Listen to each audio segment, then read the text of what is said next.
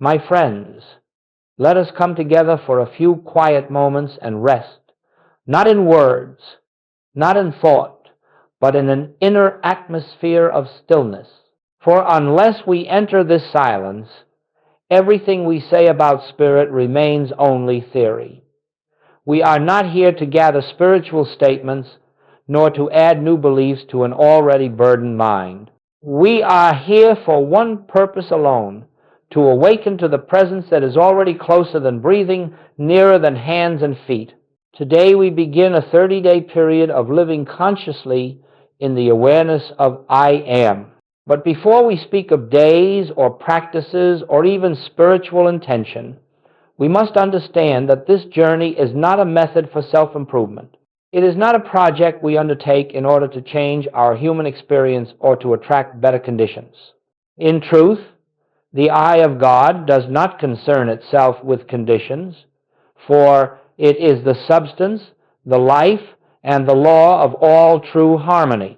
Let us, then, lay down any thought of achieving something. Let us release the subtle desire to become more spiritual, more enlightened, or more capable, for none of these things have anything to do with the infinite way. The I that we seek is not the human ego trying to add divine qualities to itself. The I that we contemplate is the very presence of God expressing as individual being. As we enter this first moment of our 30 days together, let us realize that nothing needs to be added to our life. The fullness of God is already established within us. Our task is not to get God to come where we are, but to awaken to the truth that God has never been absent. You may notice that the mind wishes to prepare itself, to focus, to gather strength for this journey. But the spiritual life does not begin with human effort. It begins with surrender, quiet recognition that the only I present in this room, the only I present in your heart, the only I present in your consciousness is the I that declared, "Before Abraham was, I am." Not was, not will be, but I am. This I is the focal point of our month of practice. It is not an affirmation to be repeated. It is a presence to be realized. When Jesus used that sacred phrase, he was not speaking of a man. He was revealing the divine identity that functions through all true spiritual activity. And so, when we speak of 30 days of living from the I Am, we are not giving the human mind something to claim. We are simply opening ourselves to the awareness of what has eternally been true. In these moments of stillness, let us acknowledge quietly, there is but one I. There is but one life. There is but one being appearing as many forms. And the life that beats your heart, that breathes your breath, that animates your consciousness is that same infinite I expressing itself. As we begin this exploration, we do so without pushing thought, without directing mind, without attempting to manufacture a spiritual experience. Spiritual realization is never created. It is revealed. It appears. When the personal sense of self grows silent enough for the deeper presence to make itself known. So, for this introduction, let us gently relax into the awareness that the I with which we begin these 30 days is not something we will try to understand. It is something we will witness.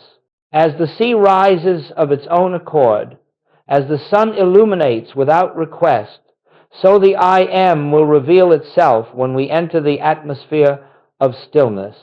In these moments of stillness, let us acknowledge quietly, there is but one I. There is but one life. There is but one being appearing as many forms. And the life that beats your heart, that breathes your breath, that animates your consciousness is that same infinite I expressing itself. This is the beginning of our journey, not a journey toward God, but a journey away from the belief that we have ever been separate. This is not a path of acquisition. It is a path of remembrance. There is nothing to strive for, nothing to attain. Simply rest for a moment in the recognition. Here I am, Father, open, receptive, without desire, without fear, waiting upon thy voice. And so, with quiet hearts, we turn our attention to the nature of the I am. This sacred I is not a thought, not a concept, and not a statement of human identity. It is the very presence of God announcing itself. It is the divine selfhood that has existed from the beginning, unchanging, complete, perfect. When Jesus spoke the words, I am the way, the truth, and the life, he was not describing the man born in Bethlehem. He was revealing the universal identity that functions as the life of every individual who awakens to it. In these studies, it is important that we make a clear distinction. There is the I, which is personal, made up of memories, fears, ambitions, beliefs. And there is the I, which is impersonal, eternal, untouched by human experience. One is formed of the world, the other is the substance of spirit. And so, when we use the phrase I am, we are not speaking of the personal sense of I, the I that worries, strives, searches, and suffers. That I is a concept, a projection, a temporary shadow. The I am we contemplate is the presence that lives itself as you. The I am is not made holy by your recognition of it. It is holy because of what it is God expressing as individual being. During these 30 days, you will discover that the moment you try to think the I am, you lose it. The moment you try to use the I am to improve your experience, it slips away. For this, I cannot be employed as a tool of the personal mind. It reveals itself only when the personal mind grows quiet enough to let the deeper identity come forward. In our human journey, we have been taught to believe that we must become something more, something better, something greater. But in spiritual truth, we cannot become what we already are. We do not climb toward God. We awaken to the realization that God is the very essence of our being. This is why all striving fails, why all effort exhausts. Spiritual attainment is not an attainment at all. It is a recognition. You may ask, if this I am is the presence of God expressing as me, why have I not felt it before? The answer lies not in distance, but in distraction. The I am is not hidden. It is simply unnoticed. It is as present in this moment as it was in the moments of your greatest peace, your greatest joy, your greatest clarity. It does not grow or diminish. It awaits recognition. The purpose of our contemplation is not to make the I am more real, but to make the personal sense of I less obstructive. When the noise of the human self softens, when we stop pushing life with our will, when we cease reaching for things outside ourselves, a subtle awareness begins to rise. It is gentle, quiet, and unassuming. It does not declare itself with fanfare. It simply stands forth as peace. In these studies, it is important that we make a clear distinction. There is the I, which is personal, made up of memories, fears, ambitions, beliefs. And there is the I, which is impersonal, eternal, untouched by human experience.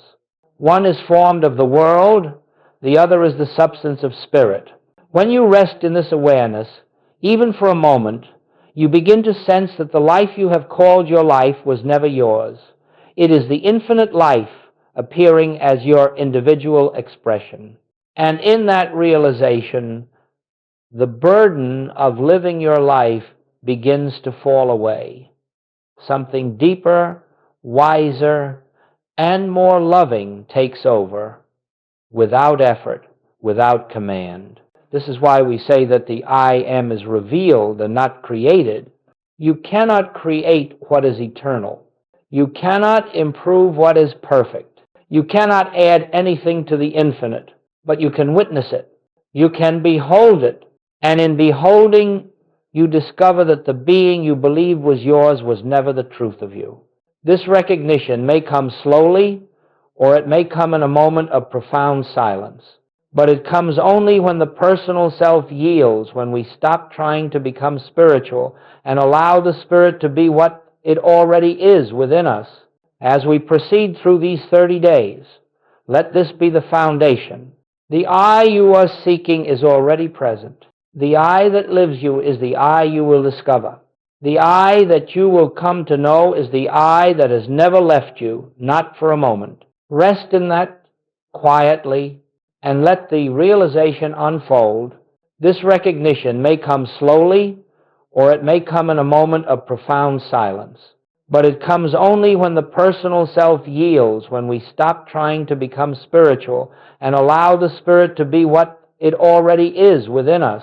This recognition may come slowly, or it may come in a moment of profound silence.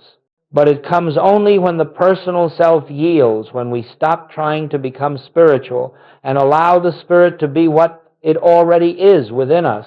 Life flows as consciousness, not as circumstance.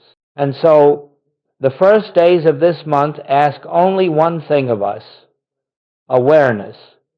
Simply observe how often the mind rushes into the world for answers. Notice how quickly it reacts to appearances, how it judges, fears, anticipates, and resists. Do not try to stop these movements. Do not wrestle with the mind. That attempt itself is still the personal sense of I, the false self, trying to correct itself. Instead, each time you observe the mind moving outward, gently return to the inner center, not by effort, but by recognition. Let the inward turning be soft, like resting your head upon a pillow. Let it be as natural as closing your eyes after a long day. And as you turn within, you need not think, nor affirm, nor search. Just behold, here I am. This simple recognition, unstrained, unforced, is the beginning of opening the door to the deeper I. During these early days, it may feel as though nothing is happening. The mind may say, this is too simple, or I do not yet feel anything spiritual, or I must not be doing this correctly. But understand this: you are not waiting for an experience. You are not seeking a sensation. You are simply reorienting your consciousness from the outer to the inner. This is the most delicate step of the spiritual path, and it is always the slowest, because it is here that the personal sense of I begins to lose its prominence. This shift is subtle. It feels like a softening, a loosening of the tight grip we have kept upon life. No longer must we push against circumstances. No longer must we direct outcomes. No longer must we strive to defend or justify the personal self. Instead, we pause, even in the midst of our daily activity, and silently remember, the life I am seeking is the life that is already living me. The wisdom I try to gather is already present as the mind that thinks through me. The love I hope to feel is the love that is the nature of my being. These recognitions may appear fleeting at first. They may last only a moment or two before the mind rushes back into its old habits. But within these small moments lies the seed of transformation. For every time we turn within, we loosen the world's hold upon us. Every time we rest in the I am, even for a breath, we silence a fragment of the personal sense. Do not measure your progress. Do not judge your quiet moments. Do not attempt to evaluate your spiritual awakening. In the beginning, the reorientation of consciousness is simply a matter of remembering. Remembering that you are not a seeker. Remembering that you are not a struggling personality. Remembering that the I which animates you is not limited, is not fearful, is not separate. Throughout the day, pause gently, perhaps only for a few seconds, and acknowledge, I am here, and God is the I that is here. Nothing more is required. Nothing more is spiritual. As these first days unfold, let this be your simple practice, withdrawing attention from the outer and turning softly toward the inner, not in order to produce anything, but in order to behold what has always been present, the living Christ, the divine I Am, shining silently at the center of your being. We begin here not with effort, but with release. As we move deeper into these 30 days, something subtle begins to occur within our consciousness. The outer turning that occupied the early days gives way to a quieter, more intimate awareness. And with that awareness comes a silence that may at first feel unfamiliar, even unsettling. It is not the silence of emptiness. It is the silence of presence. It is the silence that remains when the personal sense of I begins to loosen its grip. For many, this stage feels like standing at the edge of a great stillness, unsure of whether to step into it. The mind, long accustomed to noise and movement, does not readily trust quiet. It wonders, is this enough? Should I not be doing more? Should I not be praying more, thinking more, understanding more? But the spiritual life does not grow through more. It grows through less effort, less interference, less reliance on the personal mind. During these middle days, you may sense a kind of emptiness within, not because something real has been taken from you, but because something unreal is beginning to dissolve. The personal self, the self that has struggled, feared, defended, and sought, begins to lose its authority. Its voice grows softer. Its impulses lose strength. And in that quieting, a deeper awareness begins to emerge. This can feel strange because we have lived so long believing that this personal self was our identity. We believed its fears were our fears, its desires were our desires, its struggles were our struggles. But as we rest more frequently in the I Am, the unreality of that self becomes more apparent. It begins to fade like a shadow in morning light. Its opinions, once so loud, now seem shallow. Its urgencies no longer command the same obedience. Do not be alarmed by this. Do not be disturbed. If you feel as though something is slipping away, nothing real can be lost. Only the false self, the self made of memory, habit, and conditioning, begins to dissolve. And as it dissolves, there is a sense of being unanchored, as though the ground beneath you has shifted. Yet what is actually occurring is not a falling away, but a rising into truth. At this stage, the silence takes on a new character. It is no longer the silence of effort, of trying to be still. It is the silence that arises naturally when the inner burdens begin to fall away. It is a silence that is not empty but full of presence, full of peace, full of a quiet assurance that does not depend on human logic. This is the silence that Goldsmith described when he said that spiritual truth is heard not in the mind but in the soul. You may also notice that the world seems somehow less solid, the criticisms of others carry less weight, the conditions around you feel less threatening, even your own thoughts lose their urgency. This is not indifference, it is freedom. It is the dawning realization that appearances do not define reality. The I Am that you are beginning to sense is untouched by conditions. And as your awareness shifts toward that I, your relationship with the world changes. You might find that this inner quiet brings with it moments of discomfort.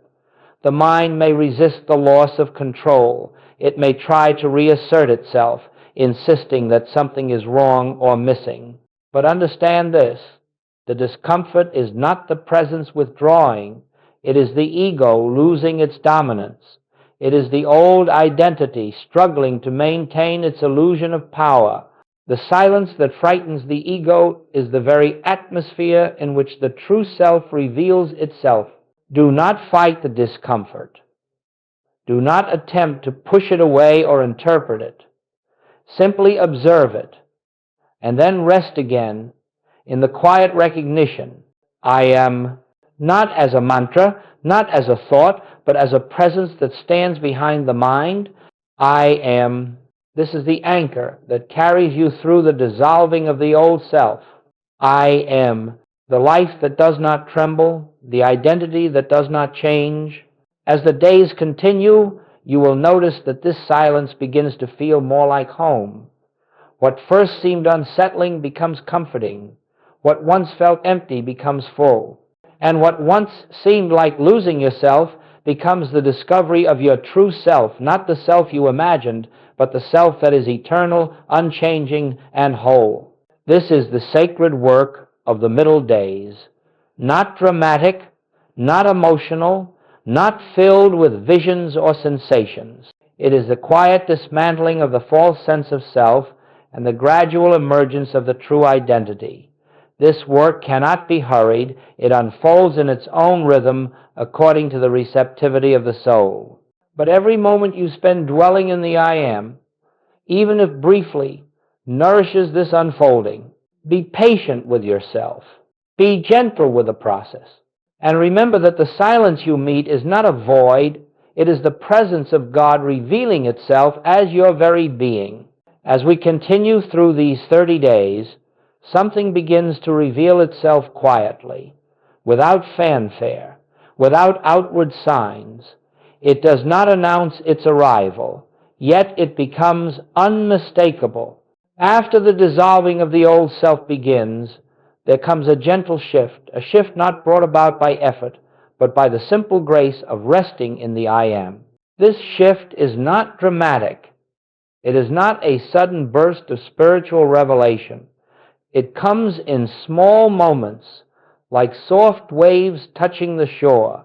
You may begin to notice that circumstances which once troubled you no longer have the same hold. The opinions of others, which once seemed so important, now pass through your awareness with less resistance. Decisions that once required great deliberation now arise with a quiet clarity. There is a sense of being moved rather than pushing life forward. This is the natural effect of living without effort. It is the fruit of allowing the personal sense of I to step aside. You see, the I that struggles is never the true I. The I that fears, the I that worries, the I that tries, that I is a projection of the human mind. It has no power of its own, no life of its own. It is a shadow self, a temporary structure built of thought. But when we rest in the real I, when we lean gently upon that inward presence, something profound occurs. Life begins to organize itself around harmony. This does not mean that every outer situation suddenly changes. It means that our relationship to situations changes. We no longer approach life as a problem to be solved, but as a revelation waiting to unfold. And because we are no longer trying to manage outcomes, the natural order of spirit becomes visible. The movement of grace becomes apparent. Perhaps someone speaks to you harshly, and where once there would have been hurt or reaction, now there is only a quiet spaciousness. Perhaps a problem arises at work, and instead of panic, there is a calm awareness that somehow, beyond your understanding, solutions are already present.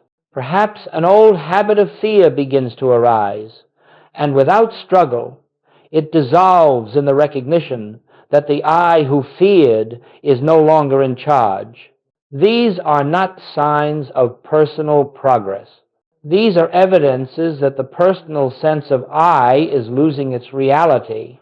When we stop living through the limited self and begin living from the infinite I, the world around us cannot help but reflect that change. Not because we have manipulated the world through thought, but because consciousness is the substance of experience.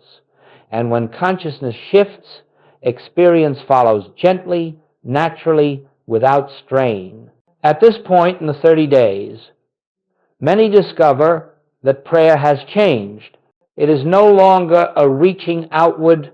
It is not a request for intervention. It is not a hope for better conditions. Prayer becomes a listening, a quiet, resting in the awareness that the presence is already here, already active, already fulfilling its own nature. And in this listening, we begin to perceive that harmony does not come to us from outside. Harmony arises from within us, because harmony is the nature of the I that lives us. Healing begins to occur not because we seek healing, but because the false sense of separation, which is the root of all discord, is dissolving.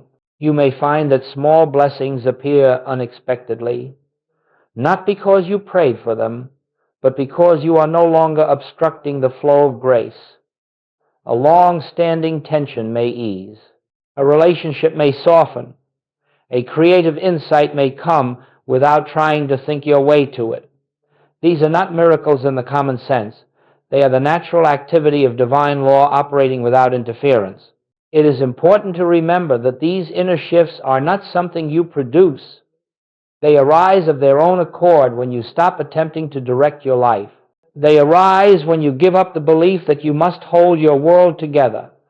The true I, the I am, holds all things in perfect balance.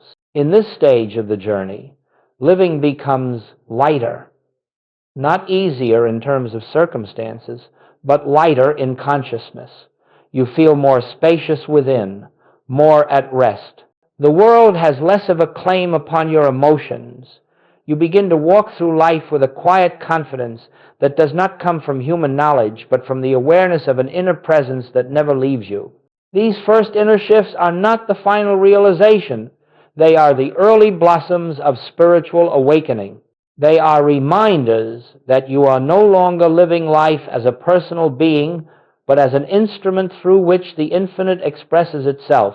Let these changes come as they will. Do not cling to them.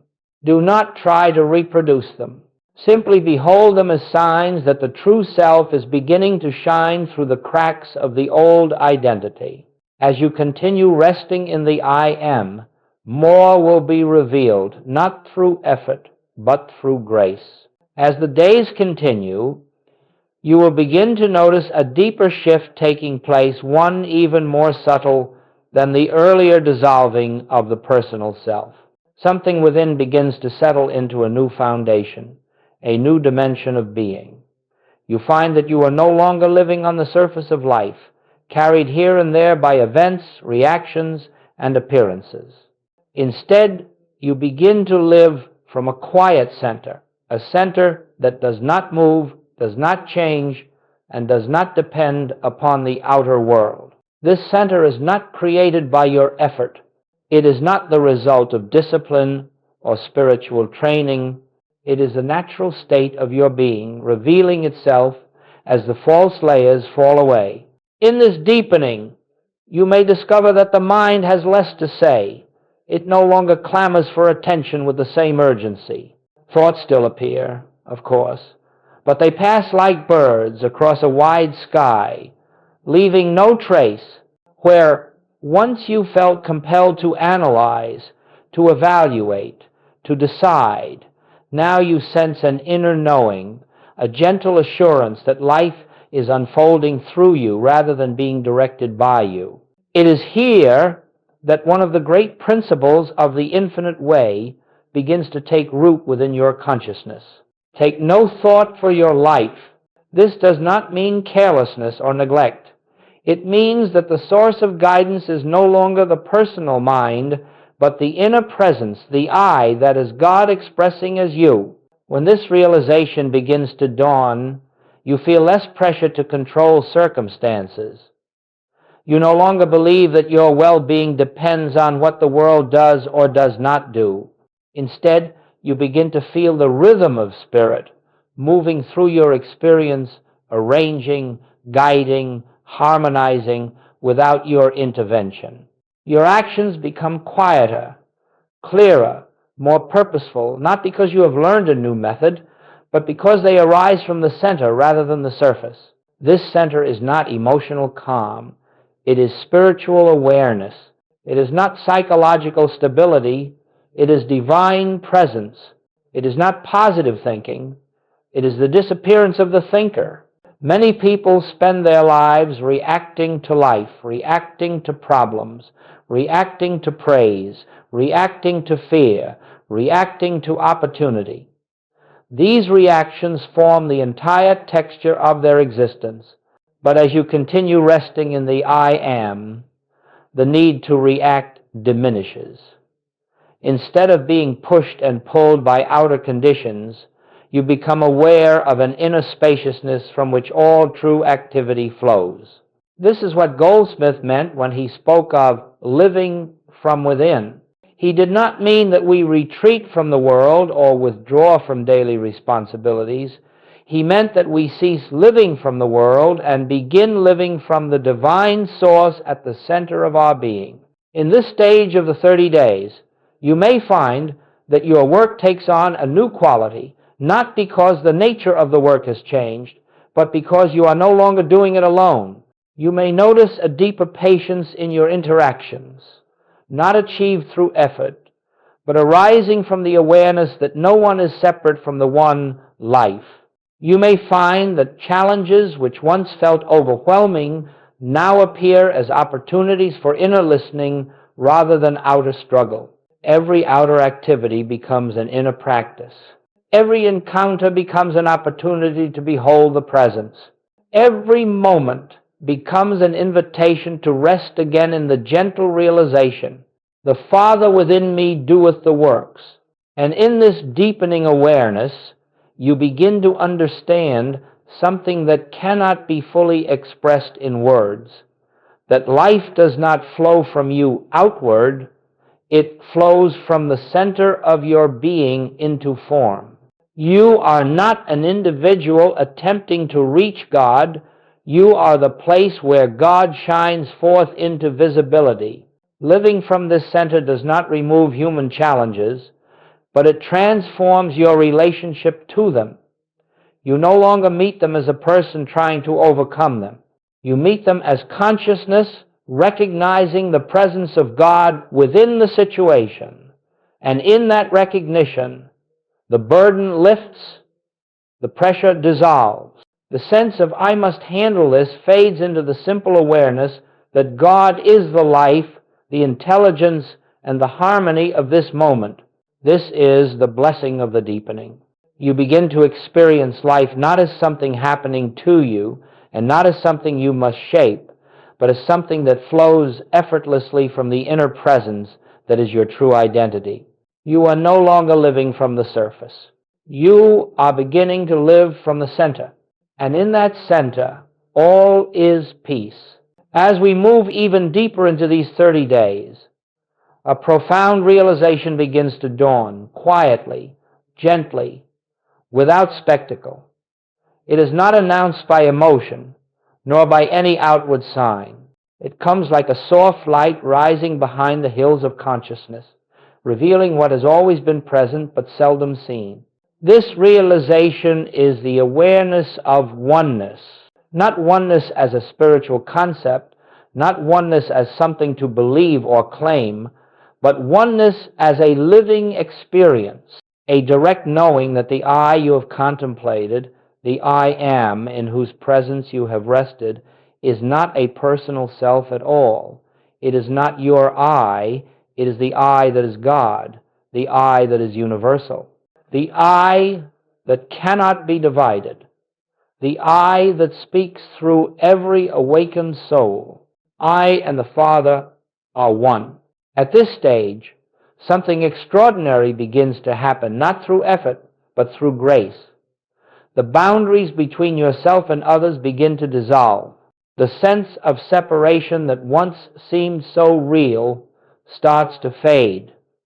You look upon another, and for a moment, you do not see a separate mind, a separate life, a separate identity. You see the same life that beats your heart beating in them. You see the same light that illumines your being shining quietly behind their eyes. This recognition does not come through will. It is not the result of thinking kindly or trying to be loving. It arises spontaneously when the personal sense of I as a separate being, I as a self-contained life begins to disappear. And in the space where that personal I once stood, the divine I shines through. You begin to understand why Goldsmith said that there are not many minds. There is only one mind appearing as many individuals. There is only one life manifesting in infinite forms. There is only one being expressing as all creation. This is not poetry. It is spiritual reality. And once glimpsed, it changes your entire experience of living. In this awareness of oneness, you discover that you are not responsible for maintaining your life. You are not separate from the source that sustains you. You are not cut off from the wisdom that guides the universe. The very intelligence that directs the stars directs your steps. The very love that holds the cosmos in balance holds your relationships in truth. The very life that fills all creation fills your breath at this moment. There is only I. The personal I that you once believed yourself to be is found to be an impostor, an echo, a shadow, an illusion created by the mind. But the real I, the divine presence, has been living your life from the beginning. It is the light behind every thought, the love behind every impulse, the peace that waits beneath every fear. When this recognition begins to settle into consciousness, a great gentleness arises. You no longer feel compelled to defend yourself, for there is no separate self to defend. You no longer need to assert yourself, for there is no personal authority to establish. You no longer fear the opinions of others, for you sense that the same I is living them too. And with this gentleness comes compassion, not the compassion that tries to fix, heal, or rescue, but the compassion that sees the divinity behind every appearance, even when that divinity is hidden by fear, pain, or ignorance. You no longer respond to others on the level of personality. You respond from the level of being, from the quiet recognition that the Christ within you is the same Christ within everyone. At times, you may experience a profound sense of peace, peace that has no cause, peace that has no opposite, peace that arises simply because you are resting in the truth. This peace is a sign that the personal self is dissolving and that the divine self is becoming more visible. This is the recognition of oneness, not two, not many, only one. Not oneness as a spiritual concept, not oneness as something to believe or claim, but oneness as a living experience, a direct knowing that the I you have contemplated, the I am in whose presence you have rested, is not a personal self at all. It is not your I, it is the I that is God, the I that is universal, the I that cannot be divided, the I that speaks through every awakened soul. I and the Father are one. There is only I. The personal I that you once believed yourself to be is found to be an impostor, an echo, a shadow, an illusion created by the mind. But the real I, the divine presence, has been living your life from the beginning. It is the light behind every thought, the love behind every impulse, the peace that waits beneath every fear. For these belong only to the realm of separation, and separation is found to be unreal. As this truth deepens, you begin to understand that spiritual growth is not the evolution of a human being into something higher. It is the unveiling of the divine being that has always been present behind the veil of the personal self. The personal I disappears. The divine I stands revealed. And in that revelation, all is well. As this month of living in the awareness of I am unfolds, a natural question arises. How do we return to the activities of daily life? How do we work, relate, decide, speak, and act while maintaining an inner realization of oneness? The answer is far simpler than the mind imagines. We do not return to life as we lived it before. We do not take this spiritual awareness and apply it to the outer world. Rather, we come to understand that the outer world is the expression of the inner state of being, and so the daily life itself begins to flow from a new center. During these 30 days, as you have rested in the I Am, something profound has taken place within you. You may not fully recognize it yet, but you have shifted the point from which you live. You have loosened your identification with the personal sense of self and have begun to taste what it means to live from the divine center. In this new awareness, action no longer comes from effort or planning or will. It comes from a quiet inner prompting, a gentle movement that arises from within and expresses itself outwardly without strain. You will begin to notice that the way you work changes not because the tasks are different, but because the doer is different.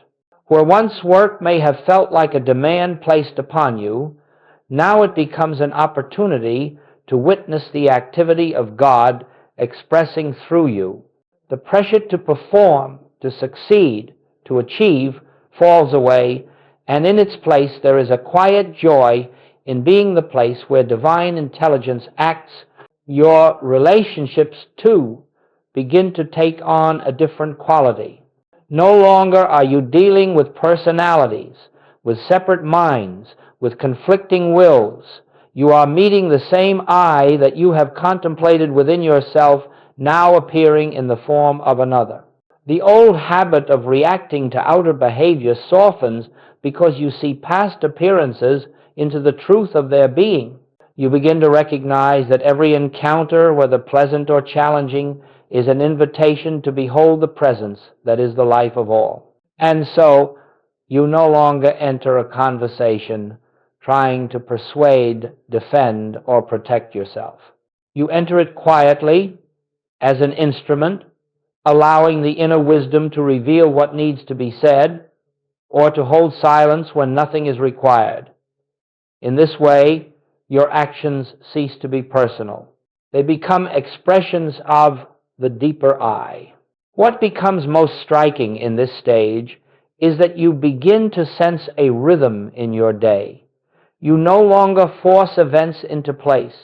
You no longer push against resistance. You find yourself guided gently but unmistakably toward the right activity, the right timing, the right words. This is the natural flow of grace operating when the personal self is quiet. At times, you may catch yourself slipping back into old patterns of fear or haste or worry. But even then, something within you remembers. Instead of fighting the fear or trying to correct the mistake, you pause quietly and return to the inner center. A single moment of recognition, I am, is enough to bring you back into alignment with the deeper truth. The return to everyday life is not a return to struggle. It is the beginning of living from a new place. The world may look the same, but you are not the same. You are not living life as a separate self, making decisions, solving problems, and carrying burdens. You are living as an expression of the infinite, letting the inner presence shape the outer experience. In this way, responsibility loses its heaviness. There is a sense that everything necessary for each moment is already present in consciousness. You are no longer the source of anything, you are the outlet through which the source flows. And when you recognize this, the strain of living evaporates. You do not have to know what tomorrow brings. You do not have to prepare for every possibility. You do not have to secure your future. The I that lives you knows, acts, guides, and fulfills its own nature in this awareness. Life becomes simpler, gentler, more harmonious, not because you have changed your circumstances, but because you have changed the place from which you live. You have moved from the surface, where life appears chaotic and uncertain, to the center, where life is revealed as the activity of God. This is what it means to return to everyday life while living in the I Am. You no longer live from effort. You live from expression. You no longer act from fear. You act from presence. You no longer strive to make life work. You witness how life works when the personal sense of I is silent. This is the beginning of true freedom. Not freedom from responsibility, but freedom from false identity. Not freedom from activity, but freedom from the belief that activity originates in you. Allow this awareness to deepen. Allow it to guide you quietly. Allow the inner I to express itself through everything you do. And you will discover that the spiritual life is not separate from daily life. It is the life that lies beneath every moment, waiting to be recognized. And now, my friends, we come to the close of these 30 days, not as an ending, not as the completion of a journey, but as the quiet recognition that the journey itself has never been measured in days. The spiritual life does not unfold according to time. Grace does not follow a calendar. The revelation of the I Am does not arise because 30 mornings and evenings have passed. It arises because something within you has grown still enough, receptive enough, open enough for truth to reveal itself. And so this closing moment is not a conclusion. It is a continuation of the infinite way, which has neither beginning nor end. Throughout these past weeks, you have touched a deeper dimension of being. You have experienced glimpses, perhaps fleeting, perhaps profound, of a presence that lives you, sustains you, breathes you. You have felt the dissolving of the personal sense of self, the quiet arising of the divine nature, and the recognition of oneness that lifts you above the belief in separation. And although these glimpses may seem small, they are the seeds of eternal truth planted in consciousness. Once planted, they cannot be uprooted. You may not always feel the presence. You may not always rest in the I Am. There will be moments where the old fears or habits arise again, but something has changed. Something within you knows the truth, and that knowing, however faint, becomes the guiding light of your path. In the infinite way, we do not strive for unbroken spiritual awareness. We do not condemn ourselves when we forget. We simply return again and again to the quiet recognition that the I which lives us is ever present, ever complete, ever whole. If in the days ahead you find yourself slipping back into the old sense of self, do not struggle to recapture spiritual awareness. Do not attempt to force silence or to recreate any experience you have had during this month. Simply pause for a moment, breathe softly, and acknowledge. It arises because something within you has grown still enough, receptive enough, open enough for truth to reveal itself. It arises because something within you has grown still enough, receptive enough, open enough for truth to reveal itself. In the infinite way, we do not strive for unbroken spiritual awareness. We do not condemn ourselves when we forget. We simply return again and again to the quiet recognition that the I which lives us is ever present, ever complete, ever whole. Living from the I Am is not a practice. It is not a discipline.